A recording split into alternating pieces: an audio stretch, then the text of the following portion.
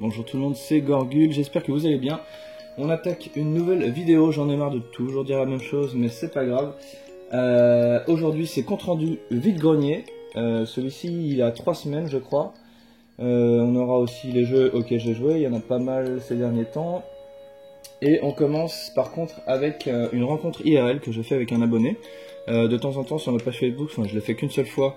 Je donne des choses pour ceux qui habitent dans le coin pour des remises en main propre.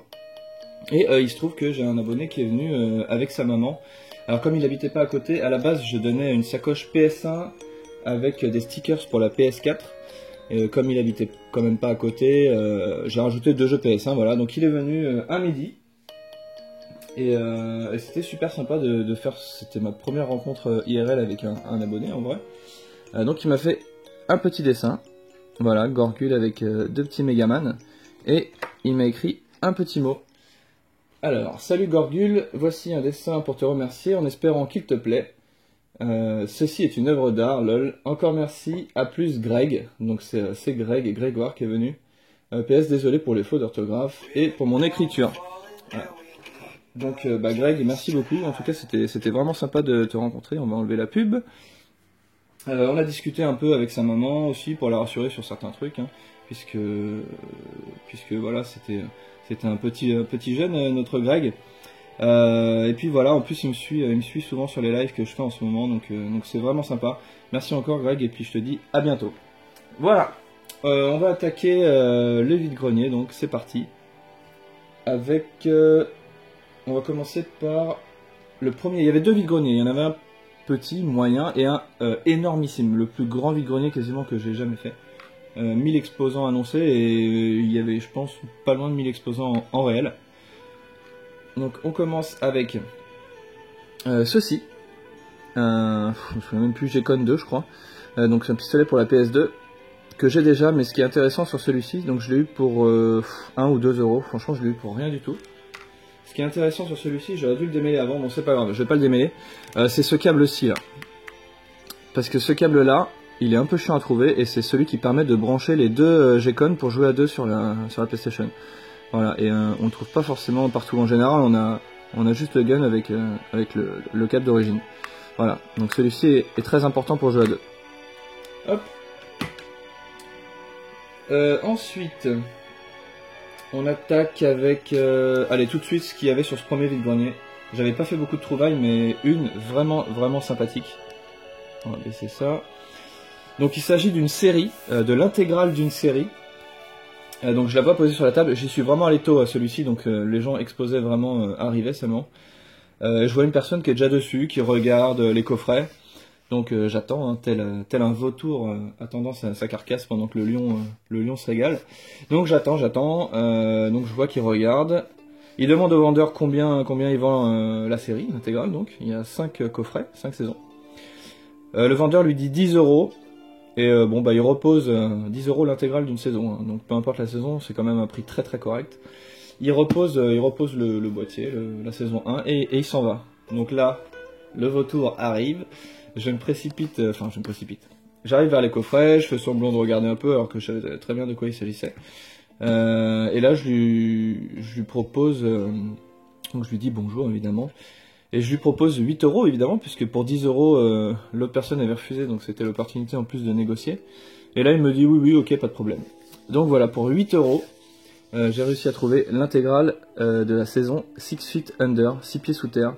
Donc c'est une série qui est pas toute jeune, que j'ai regardé il y a très longtemps, que j'avais regardé en VF, que j'aimerais bien me refaire en version originale. Donc voilà, il y a les 5 saisons. Là on peut voir les acteurs. Donc il y a celui qui joue dans Dexter, hein, je connais pas leur nom, mais bon, il y en a qui sont assez connus, elle est assez connue, lui aussi, et lui aussi. Elle aussi d'ailleurs, enfin, presque tous. Hop. Voilà, la saison 4, et la saison 5 pour finir. Pour faire bref, c'est pas de la science-fiction, c'est vraiment... je sais pas comment expliquer cette série, le mieux c'est d'aller voir sur Google, hein, parce que honnêtement, je vous ferai un résumé vraiment moyen. Mais en tout cas, ça c'est vraiment une super trouvaille. Dès le matin, j'étais vraiment content. Voilà, j'avais déjà le sourire aux lèvres. Donc voilà, c'est tout pour ce premier vide-grenier. Il y avait vraiment pas grand chose, donc ça commençait quand même doucement. Il n'y avait pas de jeux vidéo, il n'y avait rien du tout. Pourtant j'étais arrivé très tôt. Donc pourquoi ça fait pas le point là? Hop. Donc je pars sur le deuxième vide-grenier qui était de 1000 exposants. Et là, alors je dois l'avouer, en plus j'avais envie d'aller aux toilettes, voilà, on va le dire.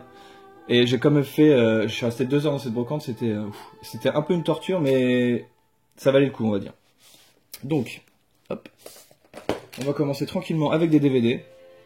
Donc j'ai trouvé le Steelbook de Shaitan, voilà, qui est un film assez mystique, avec Vincent Cassel. Hop. Ensuite, ça je l'ai vraiment pris juste pour le Steelbook, par contre, La Légende du Dragon Rouge avec Jet Li. Tac. Un petit Disney, le Mary Poppins, que j'avais pas, très bien, pour 1 ou 2 euros. Elle a du mal à faire le point, la petite. Hein. Donc ça y est, j'ai un trépied. Hein. J'ai un trépied, c'est stable. Hein. Hop là. Normalement, ça devrait pas tomber. Et un DVD, celui-là, je suis très content, en édition collector. Il s'agit de Cannibal Holocaust, un film que j'avais vu quand j'étais tout petit. Je l'avais vu tout seul dans ma chambre. Il m'avait un petit peu traumatisé. Hop. Voilà, donc ça c'est une belle trouvaille parce que c'est un DVD qu'on trouve pas tous les jours.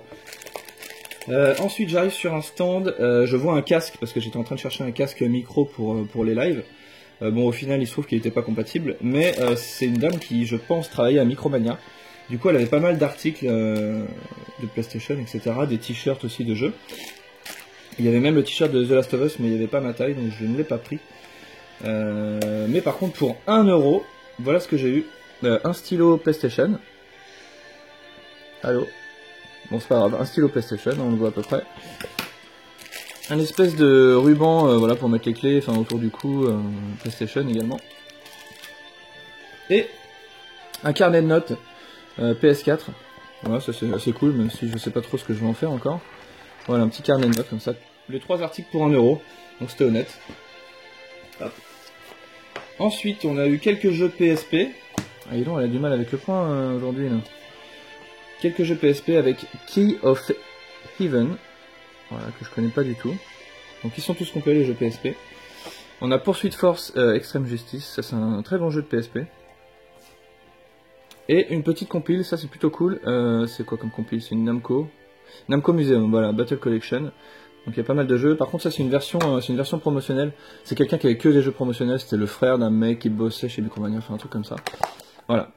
Donc c'est une version promo, mais bon la petite compile, je crois qu'ils étaient à 3 euros. Donc je me suis pas privé quand même. Ensuite un petit jeu de DS. Donc j'aime beaucoup cette série là. Mais celui-là je connais pas, je connais que le 2, je crois, Turtle quelque chose, je me souviens plus. Il s'agit de Runaway. Voilà, A Twist of Fate, donc celui-là je connais pas. Je crois que c'est le 3, hein, je pense. Je pense que Francisco pourra nous renseigner. Hop, il est complet également. Et je l'ai eu pour 2 ou 3 euros celui-ci, pareil. Ok, j'enchaîne, hein, j'ai envie de faire vite parce qu'après il y a pas mal de trucs, enfin pas mal. Non, pas tant que ça en fait. Mais après il y aura beaucoup de blabla sur les jeux que j'ai testés, enfin beaucoup. Hop, on attaque les jeux PS1. Donc là que du classique en PS1, que des jeux que j'avais malheureusement, donc ce sera pour des échanges ou à la revente, en espérant que je puisse les échanger avec des jeux contre des jeux que j'ai pas. Donc on a un Verali. On va pousser tout ça. Un Tomb Raider 3. Un Road Rage 3D, ça c'est cool. Celui-ci je l'ai pris parce que, bon, même s'il était incomplet, les Chevaliers de Baphomet, qui est quand même un de mes jeux préférés, donc même s'il y avait juste la jaquette arrière, je crois que je l'aurais pris. Tekken 3. Un Siphon Filter 2. Un X-Files. Donc tous les jeux PS1 pardon, c'est du 1, 2, 3 euros maximum. Et Harry Potter, comme ça remonte à 3 semaines, j'avoue que je connais plus les prix exacts. Ensuite on attaque des jeux PS2. Donc les jeux PS2 en général je regarde pas trop, enfin je regarde toujours mais j'en prends que très rarement. Mais là c'était des titres assez cool. Ouais, c'était des titres assez cool que je vois pas forcément tout le temps. Et dont certains que j'avais pas je crois. Donc on a Escape from Monkey Island, complet. On a un Jack and Dexter, alors je pensais qu'il était complet mais au final il n'y a que la carte. Donc je pense que théoriquement il y a une notice qui va avec. Donc il est pas complet a priori. Half-Life numéro 1. Hop. On a un Worms Blast. Je l'avais pas celui-ci je crois. Dans un des CD des jeux PS2 on avait la notice de Metal Gear. Enfin, je sais pas si c'est la notice, il y a une espèce de BD. Donc je sais pas, faut que je vérifie puisque je l'ai ce jeu, donc je vais regarder dedans. On a un Fire Warrior, voilà, de la licence Warhammer 40 000, je connaissais pas du tout celui-ci. Hop. Et ensuite un jeu que je n'avais pas encore, le Crazy Taxi sur PS2, voilà, excellent. C'est chose faite. J'ai trouvé donc tous ces jeux PS2, c'est pareil, hein, c'est du 2 € en général. Voilà, bon, on a bien avancé là, on est à 10 minutes. Sur cette deuxième brocante donc de 1000 exposants qui était très très longue, j'ai vu une chose. Au tout début de cette brocante, je me suis dit mais qu'est-ce que c'est que ça? C'était caché derrière plein de cartons, je voyais juste le bout d'un carton doré dépassé, avec écrit PS3 dessus. Vraiment un petit bout, hein, je voyais 20, enfin je voyais 10 cm² quoi. Donc je commence à faire le tour un peu du stand pour voir mieux. Et je demande à la dame, excusez-moi, c'est quoi ça, votre carton là? Et donc elle me le sort. Et là je fais, waouh, j'avais jamais vu. Donc c'était un collector PS3. Et la dame m'en demandait 40 €. Et là j'hésitais, je me suis dit, qu'est-ce que c'est que ce collector? Et au final, je lui en ai proposé 30. Et on s'est mis d'accord pour 35 €. Donc, il n'y avait pas le jeu. Donc c'est un collector avec un jeu. Il n'y avait pas le jeu, mais pour 35 €, je trouvais que c'était plutôt cool, même si je suis pas méga fan. J'aime beaucoup la série, mais et puis surtout, ça prend énormément de place. Donc on verra pour la suite. Mais je pouvais pas le laisser là, honnêtement, c'était vraiment une trouvaille sympa. Donc c'est parti pour le carton. Pouf! Il s'agit de l'édition Headgear. Voilà, du jeu Senseiya. Donc comme j'ai le trépied, je vais pouvoir m'amuser avec. Voilà. Donc le carton est magnifique. Donc voilà, j'ai enlevé les étiquettes. Enfin, j'ai pas mis d'essence F encore parce que comme c'est un revêtement brillant comme ça, je l'avais déjà fait sur mon DVD d'Akira, sur le revêtement brillant, et ça avait complètement flingué la couleur. Donc je l'ai pas encore testé sur un petit endroit de la boîte, bref, on s'en fiche. Voilà. Donc pour 35 €, j'ai eu cette édition collector sans le jeu. Donc bon, le jeu qui doit se trouver à 5 €, c'est un jeu PS3. Hein. Et donc qu'est-ce qu'on avait dans ce collector? On avait un t-shirt. Voilà. Le t-shirt c'est quoi? C'est le Sagittaire je suppose, je m'en souviens même plus. C'est pas grave. Donc voilà, on dirait Cupidon, mais non c'est pas Cupidon hein, puisqu'il est sur un cheval, hein, c'est le Sagittaire si je dis pas de bêtises. Hop. Donc ce t-shirt, ensuite on avait un espèce de code pour avoir, je sais pas trop exactement, je sais pas trop quoi, hop, je sais même pas si c'est sûr il est utilisé. La petite affiche certificat d'authenticité, pardon, donc le 2094 sur 5000 pièces. Et voici entre guillemets la figurine, bon là c'est un casque, c'est le casque du Sagittaire, puis je dis n'importe quoi, j'espère que c'est bien le Sagittaire, sinon je vais me faire pourrir. Voilà, donc il est assez grand, par contre le plastique est vraiment de qualité moyenne, hein.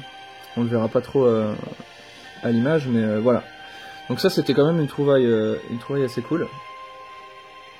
Et je pouvais pas passer à côté. Voilà, très bien. Pour 35 €. Et le pire, donc je lui paye au début de la brocante. Et évidemment je lui laisse sur le stand puisque j'avais pas me le trimballer pendant 2 heures.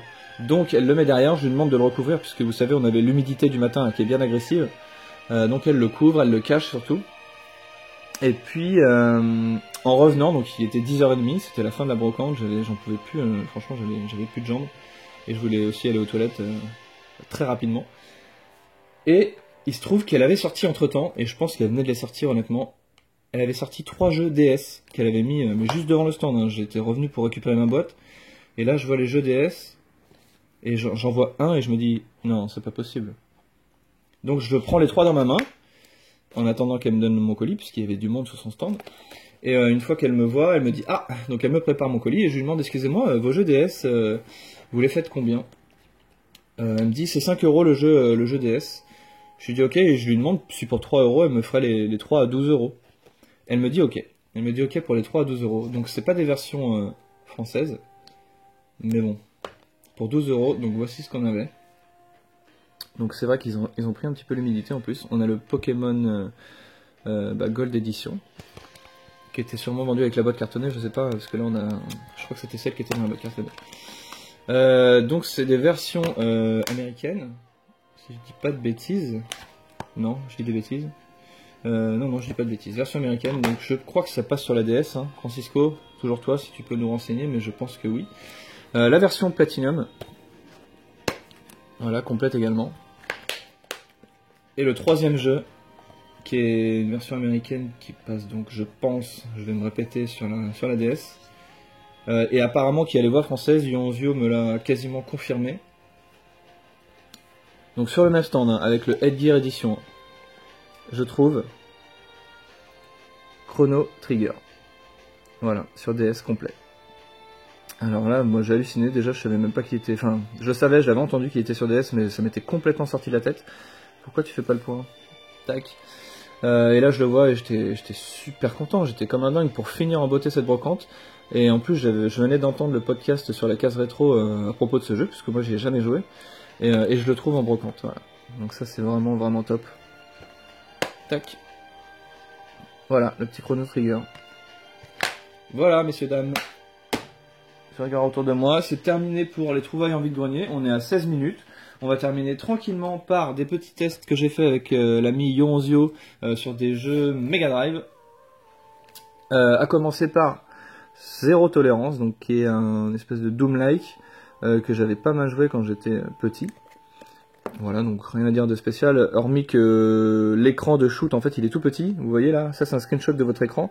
Et l'écran de shoot, c'est un espèce de truc en 16 neuvième, voire plus, qui est un petit peu en haut de l'écran. Mais bon, il est, voilà, vous faites niveau par niveau, vous shootez les ennemis. La musique, c'est la musique d'intro qui est géniale d'ailleurs, faut que je la mette. La musique d'intro est vraiment pas mal. On a testé le X-Men. Donc là, bon, c'est un jeu de plateforme aventure, hein. Vous tapez les ennemis, vous sautez, etc. C'est classique. Le truc cool, c'est qu'on peut choisir entre 4 personnages et une fois que vous êtes mort avec un, vous pouvez en prendre un autre. Ça, c'était pas mal, puisqu'ils ont chacun leur spécificité. Ensuite, on a fait le Donald in Maui ou Malar, pardon. Voilà, dans la même lignée que le Quackshot. Donc pas mal, un très bon jeu de plateforme d'aventure encore. Tac. Et on a testé également le Superman, The Man of Steel, qui a une jaquette magnifique. Je kiffe, excellent. Donc là, pareil, plateforme aventure, pas trop mal, hein. Voilà, on est arrivé au premier boss, je crois que c'est l'homme mystère, et puis on a buté un peu dessus, et on s'est arrêté. Voilà. Tac. Ensuite, je vais conclure, on va passer cette musique qui est un petit peu glauque. On va conclure, ah voilà, c'est parfait ça. On va conclure par les jeux PS4 que j'ai fait, dernièrement, que j'ai fait en live. Donc je sais que les lives, ça plaît pas à tout le monde, enfin pas les lives exactement, mais le fait que dans l'actualité, vous avez Guillaume Gorgul a commencé un live, etc. Je pense qu'il y a des gens qui n'ont pas trop aimé, du coup j'ai eu pas mal de personnes qui se sont désabonnées suite à ça, je pense que c'est ça, puisque de temps en temps il y a des gens qui se désabonnent, etc. Mais là ça a été un peu plus que d'habitude, genre une dizaine presque d'un coup. Donc voilà, bon c'est pas très grave, mais oui voilà, je vais pas créer une autre chaîne pour mettre les lives, etc. sur YouTube. Donc voilà, en gros, quand je fais un live via YouTube, la vidéo se publie automatiquement, c'est automatique, c'est pas moi qui le choisis. Du coup, souvent après je les efface et je garde les boss de fin, ou alors quand c'est des jeux courts, je garde l'intégralité de l'aventure. Voilà. Donc, qu'est-ce que j'ai fait? J'ai fait le Tearaway Unfold, qui est un petit jeu d'aventure plateforme en 3D évidemment.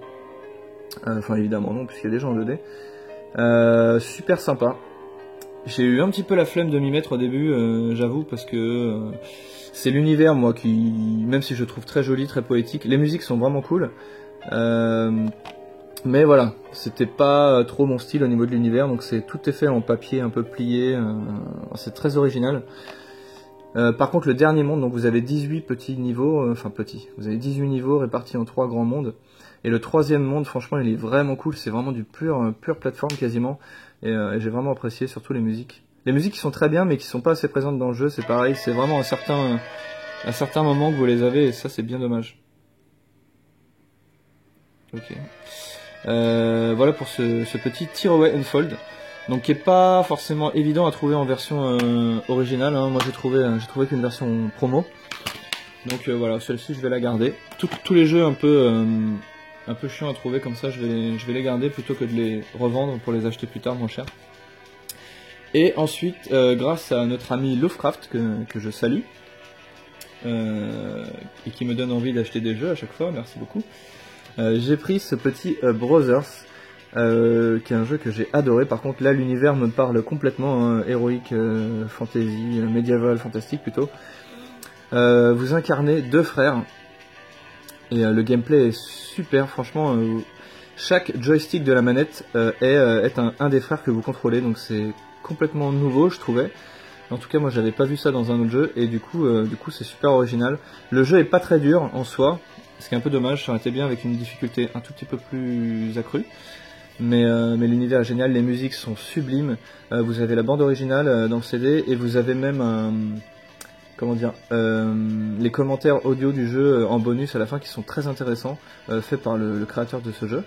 Voilà, non, franchement celui-là il est vraiment cool, vous pouvez le trouver pas cher, il y en a pas beaucoup par contre sur le bon coin, je pense qu'il y en a sur eBay un peu, etc. Mais il est pas très cher, il est en boîte, pour les collectionneurs qui veulent du concret. C'est vraiment une petite pépite, celui-là je le conseille vraiment à tous. Voilà, tac, et ben c'est tout, on a terminé. Voilà, on va se quitter avec cette petite musique de Silent Hill. Et moi je vous dis à la prochaine, sûrement pour soit un live ou une nouvelle vidéo compte rendu. Salut tout le monde et bonne journée.